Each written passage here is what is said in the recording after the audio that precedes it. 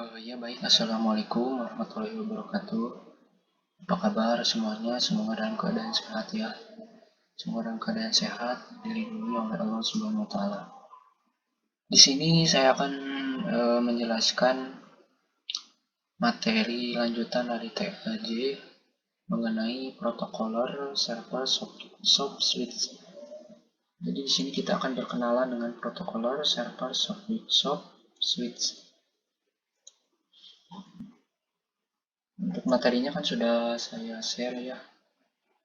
Saya share dalam bentuk PDF, tinggal dibaca aja. Nah, di sini soft switch itu adalah suatu sistem dalam jaringan telekomunikasi yang digunakan untuk menghubungkan beberapa perangkat dan aplikasi yang memungkinkan perangkat lain dapat mengakses layanan telekomunikasi atau internet berbasis IP.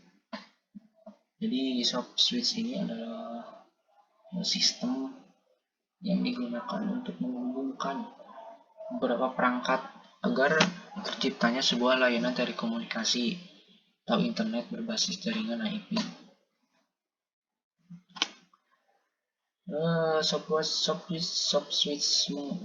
switch sendiri menghubungkan antara jaringan sirkuit dengan jaringan paket. Jaringan tersebut diantaranya melalui PSTN atau jaringan telepon dan internet yang berbasis IP, TV kabel, dan jaringan seluler. Itu merupakan contoh dari soft switch ini, komunikasi soft switch ini. Soft switch sendiri memiliki komponen-komponen, di antaranya ada MGC.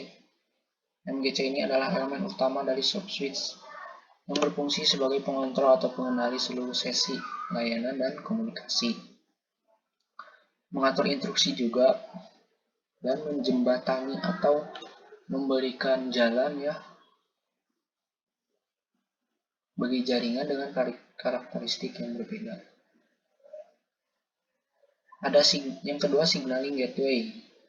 SG ini bertugas menciptakan suatu jembatan antara jaringan SS7 dengan jaringan IP SS7.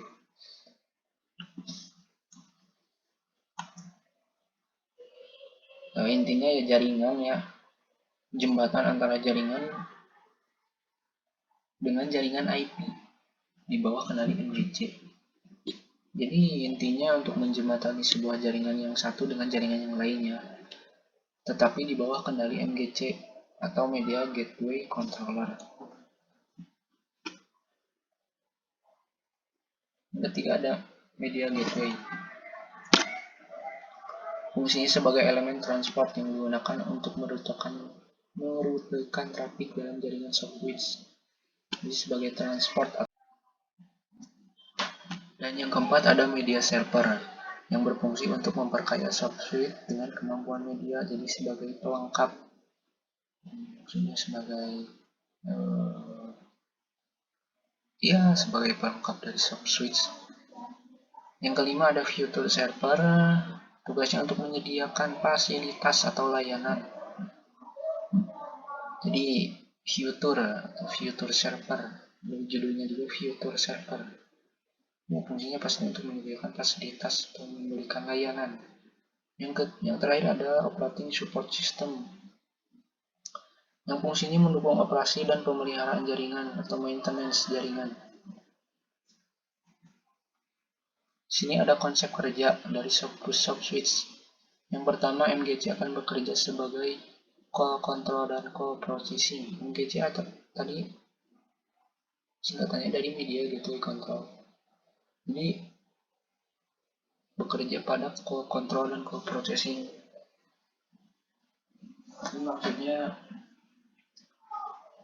MGC ini bekerja pada layanan call control dan call processing. Jadi mengontrol panggilan dan memproses panggilan. Yang kedua, MGC akan mengontrol panggilan yang masuk untuk mengetahui jenis media panggilan dan tujuannya. Jadi MGC ini nantinya memilih dan mengontrol setiap panggilan masuk untuk mengetahui jenis media panggilan yang digunakan dan tujuannya kemana. Yang ketiga, MGC akan mengirimkan sinyal ke MG. Jadi ada MG itu adalah media gateway. Nah, media gateway untuk melakukan koneksi, baik intrakoneksi jaringan sirkuit ke sirkuit atau paket ke paket maupun intrakoneksi jaringan sirkuit ke paket dan sebaliknya. Jadi fungsinya sebagai mengirimkan atau mentransmisikan sinyal ke MG untuk melakukan koneksi. Nah, di sini kita akan berkenalan dengan VoIP atau Voice over Internet Protocol. Nah, di sini kita akan fokus ke dalam komunikasi VoIP. VoIP ini adalah sebuah jaringan teknologi yang termasuk ke dalam soft switch. Konsep kerja soft switch ini contohnya ya teknologi VoIP. Jadi intinya VoIP ini termasuk ke dalam soft switch. Apa itu VoIP? Itu teknologi yang memungkinkan percakapan suara jarak jauh, telepon, tetapi melalui media internet. Jadi ada internet, harus ada internet. Soalnya kan jarak jauh. Telepon, bukan handphone. Jadi beda ya handphone sama telepon. Kalau handphone kan, ya handphone itu teknologi ini juga berbeda. Telepon kan teknologi dengan handphone itu sudah dilihat beda jauh ya. Cuma di sini telepon ini melalui media internet komunikasinya.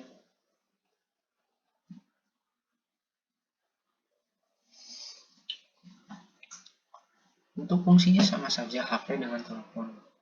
Cuma ya lebih fleksibel dari HP sendiri. Untuk telepon lebih ke internal atau ruangan, dalam fokus dalam ruangan telepon rumahan untuk perusahaan. Nah, itu telepon. Di sini ada kebutuhan dari perangkat VoIP. Yang pertama ada X-Lite. X-Lite ini software, jadi software yang digunakan sebagai softphone untuk memanggil atau menerima telepon. Jadi ada X-Lite ini perangkat lunak.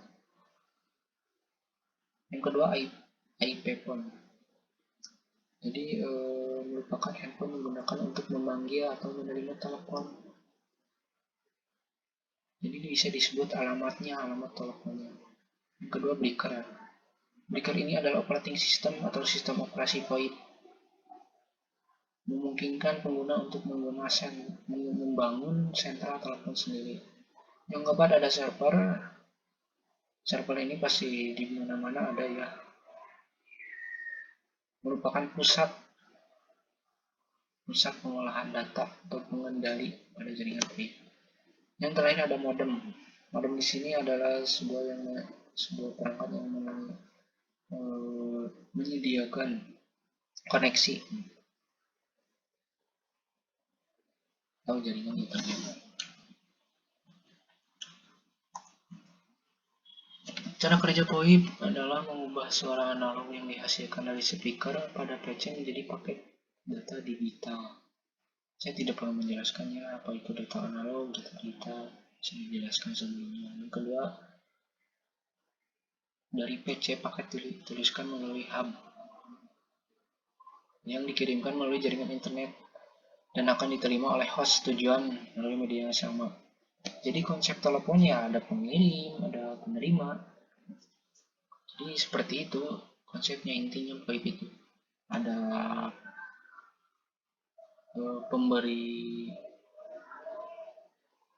pemberi sinyal, ada media dan penerima sinyal. Yang ketiga, paket akan dituliskan menunjukkan adapter yang disambungkan ke internet dan dapat diterima oleh telepon tujuan.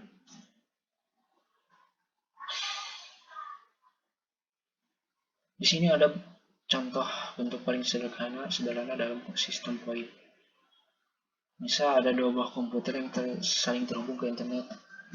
Dengan syarat dasar komputer harus memiliki soundcard. Soundcard ini adalah hardware ya, perangkat keras yang dihubungkan dengan speaker dan mikrofon dengan dukungan software khusus. Kedua pemakai komputer dapat saling terhubung dalam koneksi VoIP satu sama lain. Jadi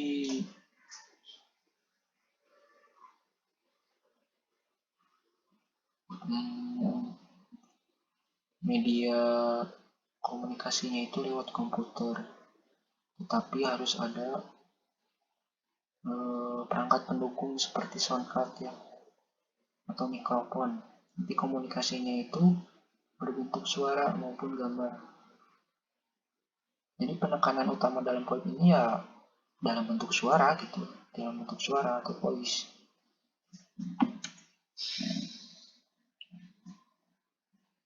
Yang terakhir ada protokol VoIP, ada TCP/IP, application, UDP, A.323 dan SIP. TCP/IP ini sebagai transmisi kontrol protokol.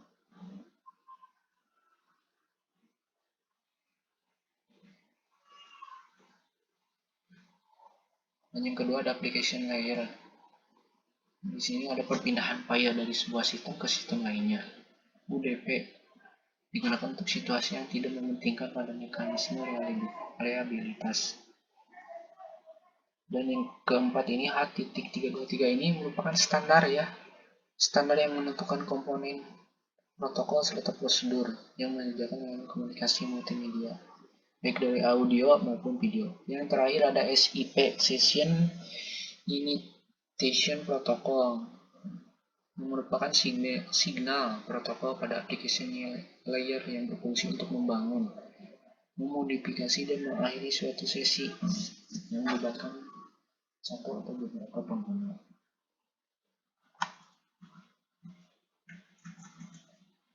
Ya mungkin itu saja penjelasan mengenai protokoler server soft switch.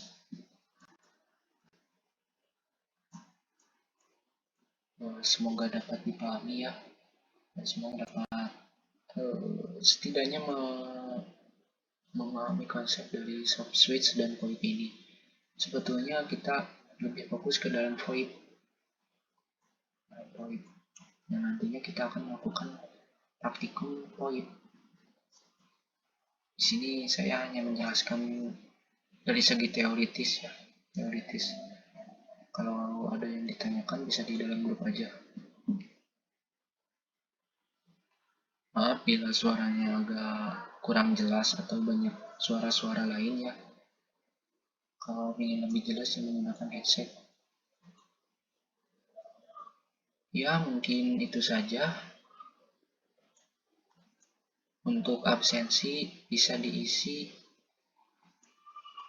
melalui Google Form ya. Saya kurang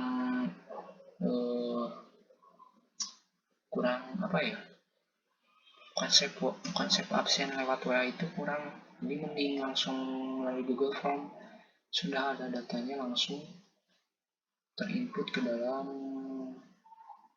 Excel gitu. Kalau melalui WA kan saya sendiri harus membackup absennya lagi. Ya diusahakan melalui Google Form ya absennya, jangan melalui WA. Sekian, wassalamualaikum warahmatullahi wabarakatuh.